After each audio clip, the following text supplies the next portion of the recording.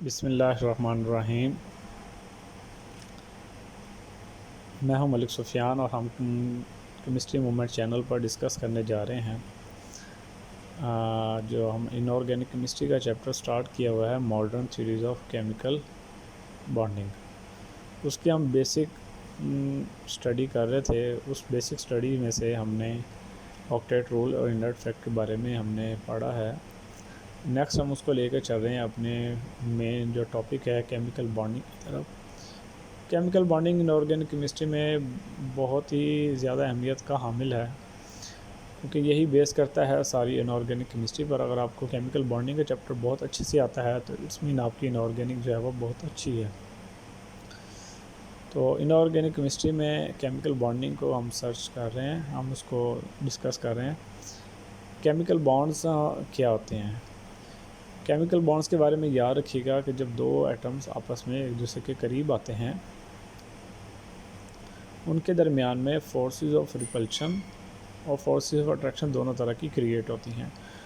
Forces of attraction create होती है nucleus और एक एटम के न्यूक्लियस और दूसरे एटम के इलेक्ट्रॉन्स के दरमियान, और फोर्सेस ऑफ रिपल्शन जो क्रिएट होती है वो एक दूसरे के इलेक्ट्रॉन्स को वो रिपेल करते हैं। तो रिपेल करने के दौरान फोर्सेस ऑफ रिपल्शन क्रिएट होती है।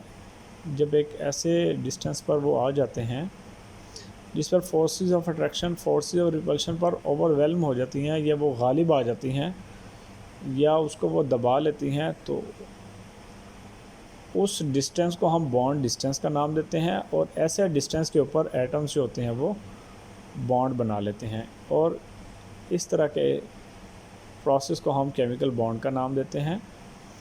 याद रखिएगा कि फोर्सेस ऑफ अट्रैक्शन जब फोर्सेस ऑफ रिपल्शन पर ओवरवेलम हो जाएं और बॉन्ड डिस्टेंस पर बॉन्ड बन जाए, तो एटम्स ये सब स्टेबिलिटी के लिए करते हैं, ऑक्टेट रूल को फॉलो करने के लिए करते हैं, इनर्ट कन्फिग्रेशन हासिल करने के लिए और अपनी एनर्जी को मिनिमम करने के लिए, मज़ीद रिएक्ट ना करने के लिए। तो ऐसे में वो अपनी इनर्ट कन्फिग्रेशन बनाकर स्टेबल हो जाते हैं, और उनकी जो एनर्जी होती है जिसको पोटेंशियल एनर्जी कहा जाता है वो मिनिमम हो जाती है। केमिकल बॉन्ड में पोटेंशियल एनर्जी मिनिमम हो जाएगी। केमिकल बॉन्ड्स की कुछ काइंड्स हैं जो हम प्रीवियस क्लासेस में पढ़ते आ रहे हैं। हम ज़रा उसका ओवरव्यू करके आपको बताएंगे कि ये किस तरह से बनते हैं। आपको मालूम है एक इलेक्ट्रोपॉजिटिव एटम्स होते हैं और एक इलेक्ट्रोनेगेटिव। इलेक्ट्रोपॉजिटिव एटम्स वो होते हैं जो अपने इलेक्ट्रॉन को लूज़ कर सकते हैं। इलेक्ट्रोनेगेटिव एटम्स वो होते हैं जो इलेक्ट्रॉन्स को गेन कर सकते हैं। तो इन बेस के ऊपर बॉन्डिंग होती है, बॉन्ड्स बनाए जाते हैं। अगर इलेक्ट्रोपॉजिटिव और इलेक्ट्रोपॉजिटिव दोनों होंगे तो वो बॉन्ड आपके पास मेटेलिक बॉन्ड बनेगा। अगर इलेक्ट्रोनेगेटिव और इलेक्ट्रोपॉजिटिव होंगे तो वो बॉन्ड आपके पास आयनिक बॉन्ड बनेगा। अगर इलेक्ट्रोनेगेटिव और इलेक्ट्रोनेगेटिव होंगे तो कोवलेंट बॉन्ड बनेगा। अगर इलेक्ट्रोपॉजिटिव और लेस इलेक्ट्रोपॉजिटिव होगा और लेस इलेक्ट्रोपॉजिटिव और इलेक्ट्रोनेगेटिव होगा तो कोवलेंट बॉन्ड बनेगा। अगर एक इलेक्ट्रॉन डेफिशिएंट मॉलिक्यूल है और एक इलेक्ट्रॉन रिच मॉलिक्यूल है तो वो आपके पास बॉन्ड बन सकता है कोऑर्डिनेट कोवलेंट बॉन्ड। अगर हाइड्रोजन एटम मौजूद है और मोस्ट इलेक्ट्रोनेगेटिव एटम मौजूद हैं तो वो बॉन्ड बन सकता है हाइड्रोजन बॉन्डिंग। 1916 में कोसल और लीवर्स नामी साइंटिस्ट थे। उन्होंने लीवर सिंबल्स और लीवर स्ट्रक्चर्स का एक कॉन्सेप्ट पेश किया था जिसके ऊपर हमारी तमाम किस्म की बॉन्डिंग के स्ट्रक्चर्स को पेश किया जाता है, जिसमें हम लोग डॉट्स के ज़रिए से उनके बैलेंस इलेक्ट्रॉन्स को शो करते हैं और उनको बॉन्डिंग में पार्टिसिपेट करवाते हैं। बॉन्डिंग और नॉन बॉन्डिंग दोनों तरह से शो करते हैं। ये डैश की जो लाइंस हैं वो फॉर बॉन्ड्स के लिए यूज़ की जाती है, और डॉट्स की लाइन जो है वो नॉन बॉन्डिंग के लिए यूज़ की जाती है, जिसमें डॉट्स वगैरह को यूज़ करते हैं। ये डिफरेंट तरह से हम इसको डिस्कस कर सकते हैं।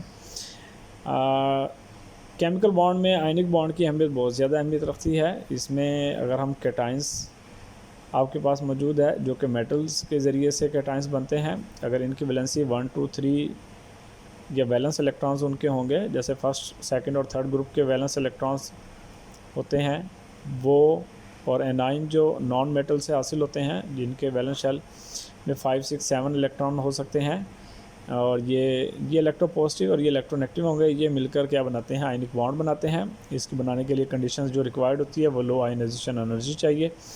आयनाइजेशन एनर्जी कहते हैं किसी भी एटम के वैलेंस शेल से जब इलेक्ट्रॉन को निकालने के लिए जो एनर्जी रिक्वायर्ड होती है वो आयनाइजेशन एनर्जी कहलाती है।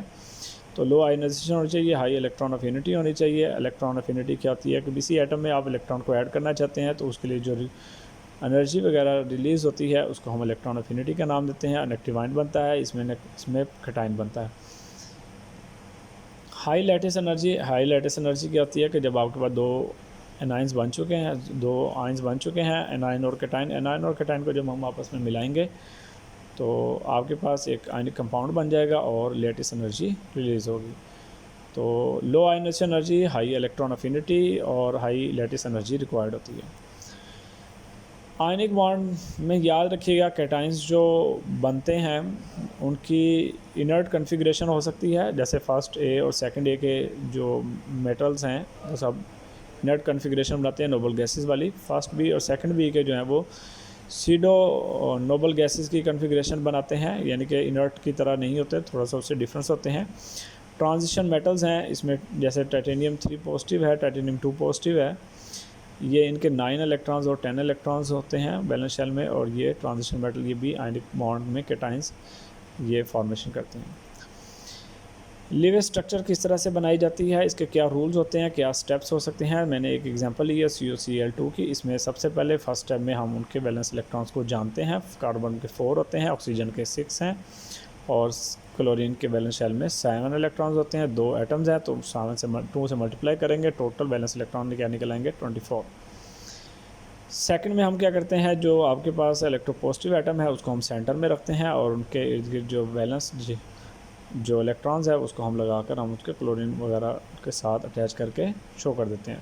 थर्ड स्टेप में हम क्या करते हैं, उनके जो कार्बन के जो इर्द गिर्द एटम्स हैं उन सब में हम 8 इलेक्ट्रॉन्स शो कर देते हैं, जैसे हमने शो किए हैं यहाँ पर देखिएगा।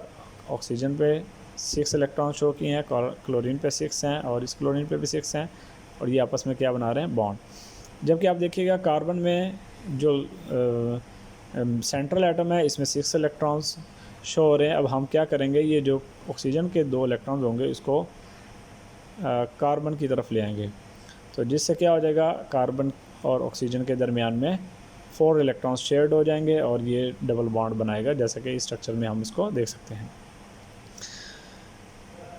आयनिक बॉन्ड में या केमिकल बॉन्ड में हम एक और टर्म यूज़ करते हैं, फॉर्मल चार्जेस। इसकी बहुत अहमियत होती है। फॉर्मल चार्जेस का फार्मूला किस तरह हो सकता है, हम कैसे फाइंड आउट कर सकते हैं।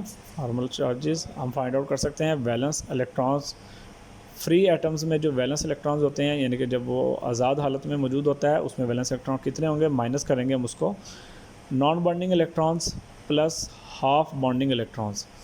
तो जैसे मैंने एग्जांपल लिया क्लोरीन के वैलेंस शेल में 7 इलेक्ट्रॉन होते हैं, आज़ाद हालत में माइनस करेंगे हम उसकी बॉन्डिंग में, नॉन बॉन्डिंग में 6 होते हैं, क्योंकि ये इसका एक इलेक्ट्रॉन पार्टिसिपेट करता है, तो एक इलेक्ट्रॉन जो उसके साथ आता है, जो बॉन्डिंग इलेक्ट्रॉन पेयर हो जाता है, तो ये आंसर हमारे पास जो निकल आएगा वो 0 निकल आएगा। इसी तरह ऑक्सीजन और कार्बन की हमने निकाली है, इसको आप देख सकते हैं।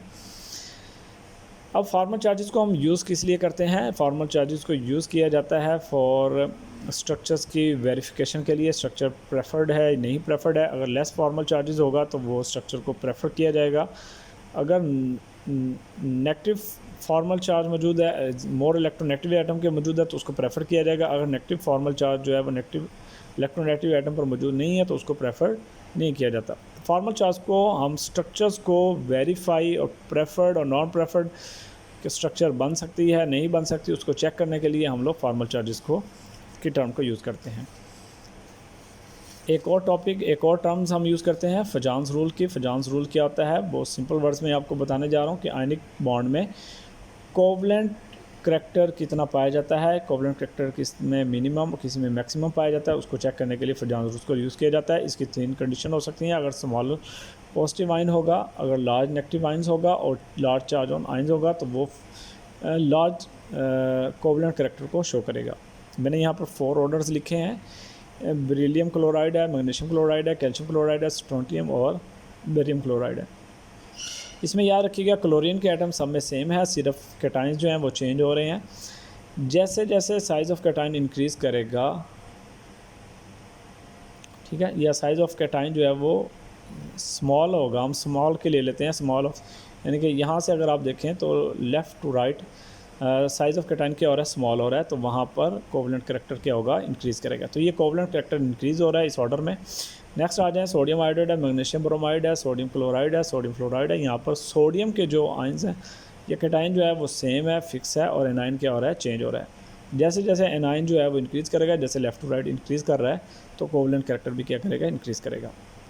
यहाँ मैंने एक एग्जांपल दिया, कॉपर क्लोराइड का कोवलेंट कैरेक्टर ज़्यादा है सोडियम क्लोराइड से, और सिल्वर क्लोराइड का कोवलेंट कैरेक्टर ज़्यादा है पोटेशियम क्लोराइड के। इसकी रीज़न क्या होगी? इसकी रीज़न ये होती है कि कॉपर और सिल्वर में सीडो नोबल गैस की इलेक्ट्रॉनिक कन्फिग्रेशन पाई जाती है S2P6 और D10 की, ठीक है, जो कि सोडियम और पोटाशियम की इलेक्ट्रॉनिक कन्फिग्रेशन से ज़्यादा अहमियत रखती है, और इसकी वजह से इनका कोवलेंट कैरेक्टर क्या होगा, ज़्यादा होगा। ठीक है, सीडो नोबल गैसेस होने की वजह से ये कॉपर और सिल्वर नेगेटिव आयन को ज़्यादा पोलराइज़ कर सकते हैं, ज़्यादा पोलराइज़ करेंगे तो वो कोवलेंट कैरेक्टर शो करता है। ठीक है, उम्मीद है आपको समझ आई होगी। Thank you for watching. अल्लाह हाफिज़।